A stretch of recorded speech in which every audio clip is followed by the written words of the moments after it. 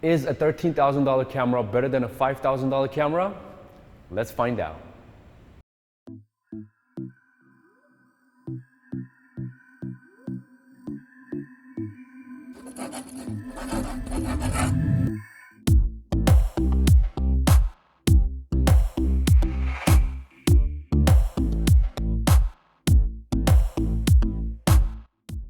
I had Michaela come out. This was my very first time capturing her and she completely rocked it. I wanted to compare the build quality with the Leica and the Sony. Now the Germans are known for the quality of their products and SL2 is one of them. This thing feels like a rock in my hands. I love the dials. I just love the overall design. If I have to compare the Leica with the Sony almost feels like a toy.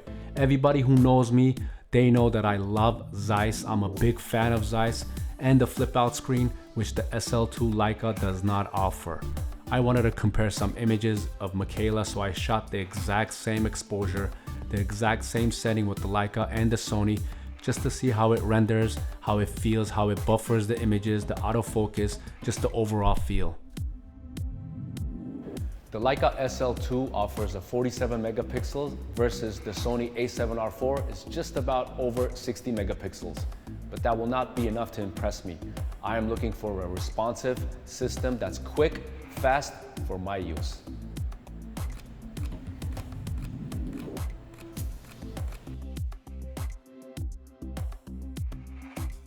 Gorgeous. Perfect.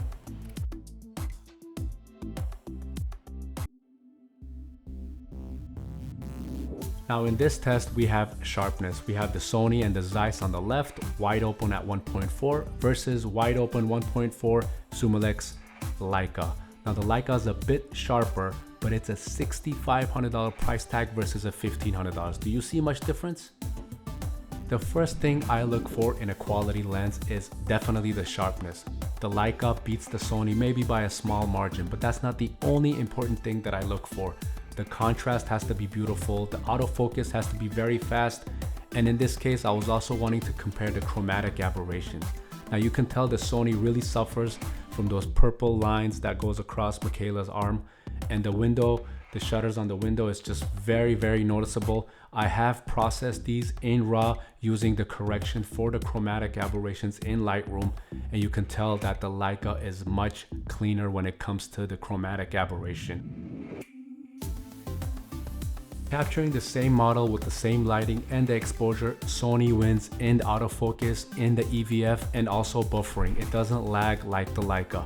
This is a beautiful setting with beautiful window lights. I can only imagine if I shot the Leica at a wedding, it would suffer so much more. Yes, it has a better sharpness, but that's not the only important thing when it comes to great imagery. And then just kind of rest, go slightly more so that squares. No, square with, yeah, yep. And then just kind of, beautiful, I love it. Lovely portraits. Typically, I have a vertical grip. For the a7r4, I don't have one, but even if I had one, it'd still be very light and very convenient for me to use. The Leica SL2 also has a vertical grip, but imagine, this system is already so heavy. If I had a vertical grip, it pretty much would be a DSLR. There's no point for it to be a mirrorless system anymore. I love the body language. I just want your eyes to just kind of avoid the camera. Yep.